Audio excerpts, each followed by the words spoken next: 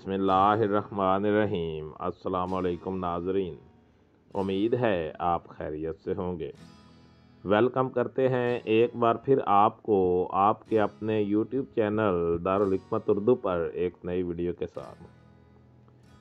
दोस्तों, अगर आप चाहते हैं कि आपकी आंतें साफ़ हों तो इस नुस्खे को ज़रूर इस्तेमाल करें और इस वीडियो को ज़रूर देखें। आपके जिस्म के बहुत सारे रोग दूर हो जाएंगे। दोस्तों, हमारे गलत खाने पीने की वजह से गंदगी हमारी आंतों में चिमट जाती है, जिसकी वजह से हमें शदीद बीमारियों का सामना करना पड़ता है। क्या आपको पता है कि हमारी बड़ी आंत कोलून में गंदगी किस वजह से जमती है? ऐसा हम क्या खाते हैं जिसकी वजह से बड़ी आंत कचरे से भर जाती है? जो दोस्त मैदा से बनी हुई चीज़ें रोज़ खा रहे हैं, जो सड़ी हुई हैं या जिनमें फाइबर की मिकदार कम है या बिल्कुल नहीं है, वो बड़ी आंत में जाकर चिपक जाएगी और आहिस्ता आहिस्ता आंत भर जाएगी और आंत की दीवारें मोटी होती जाएंगी और इसकी सफाई भी मुश्किल होती जाएगी। इसी वजह से हमारा पेट बढ़ता है, पेट लटक जाता है। इसलिए मैदा से बनी चीज़ों से एहतियात करें। आंत में कचरा पड़ने से ख़तरनाक मसाइल में आप फंस सकते हैं। आंतों में बलगम कफ बनने लगता है और वो बलगम आंतों की तरफ से खून के ज़रिए फेफड़ों में जाता है और जमने लगता है और आपको सांस लेने में दुश्वारी और दिक्कत पेश आती है। और ये बड़ी आंत में कचरा जमने से होता है। इसके साथ पेट में कब्ज़ का होना, गैस का होना, पेट में भारीपन, पेट में दर्द, मरोड़, मुंह में छाले जैसे मसाइल होने लगते हैं। मैदा ख़राब होता है और फिर ऊपर से हम तली हुई अशिया, पकौड़े, समोसे, शवारमा और दीगर मैदा और बेकरी की बिस्किट और बेकरी आइटम से बनी अशिया और डबल रोटी हम खाते हैं, जिसकी वजह से हमें ज़्यादा मसाइल का सामना करना पड़ता है।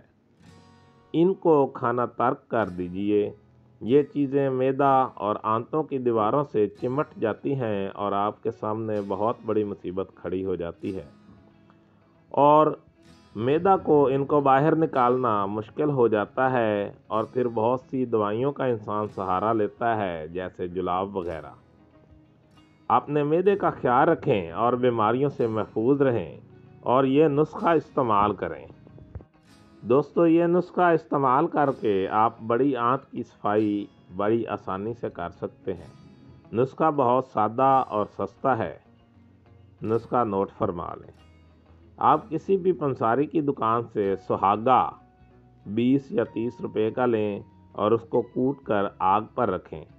आहनी तवे पर थोड़ा थोड़ा डालकर बिरियाँ करें। पहले पानी छोड़ेगा, फिर फूल जाएगा। तब तक बिरियाँ करें जब तक चिड़चिड़ की आवाज़ आना बंद ना हो जाए। इसको बिरियाँ करते वक्त घबराएं नहीं। जितना हरारत देंगे ये जलता नहीं। तब तक भूनें जब तक चिड़चिड़ की आवाज़ बंद ना हो जाए। फिर इसको पीस कर ढक्कन बंद करके कांच के जार में महफूज कर लें। तरकीब इस्तेमाल: सुबह और शाम खाने के बाद चने की दाल के बराबर सुहागा बरियाँ गर्म पानी 2 घूंट में मिलाएं और पी जाएं। बस इतना सा आपने करना है और फिर देखें इसका जादू। पेट में जितनी गंदगी जमी हो साफ़ कर देता है, कब्ज़ दूर हो जाती है, बड़ी आंत को बहुत जल्दी साफ़ करता है। इसका किसी किस्म का साइड इफ़ेक्ट नहीं है। 3 दिन नहार मुँह सुबह शाम इस्तेमाल करें। आंतों में जमी गंदगी बहुत हद तक साफ़ हो जाती है। 3 दिन के बाद इसको खाना खाने के बाद ही इस्तेमाल करें, ताकि जो खाना आपने खाया है पेट में सड़े नहीं और आंतों में चिपके नहीं। ये सुहागा जितना पुराना दमा हो उसको जड़ से ख़त्म करता है, मुंह में छाले हों दूर करता है, नज़ला ज़ुकाम, छाती में खड़खड़, बलगम, पेट में गैस बहुत ज़्यादा बनती हो, पेट भारी रहता हो, इसको इस तरह का बिरियाँ किया हुआ सुहागा ख़त्म करता है। हर उम्र के लिए मुफीद है। बच्चों को निस्फ मिकदार खुराक में इस्तेमाल करवाएं। बच्चों के सीने पर बलगम हो खारिज करता है। दौरान इस्तेमाल ठंडे पानी का इस्तेमाल ना करें। दही, केला और चावल कम से कम इस्तेमाल करें या ना करें। दोस्तों, दारुल हिकमत उर्दू यूट्यूब चैनल आपकी जिस्मानी और ज़हनी सेहत के बारे में बेहतरीन मालूमात फराहम करता है। अपनी सेहत के बारे में बेहतरीन मालूमात हासिल करने के लिए हमारे चैनल को सब्सक्राइब करें, वीडियो को लाइक और शेयर करें और कमेंट बॉक्स में कमेंट ज़रूर करें ताकि हम आपकी बेहतरीन आरा से आगाह रहें। खुश रहें, खुशियाँ बांटें। शुक्रिया।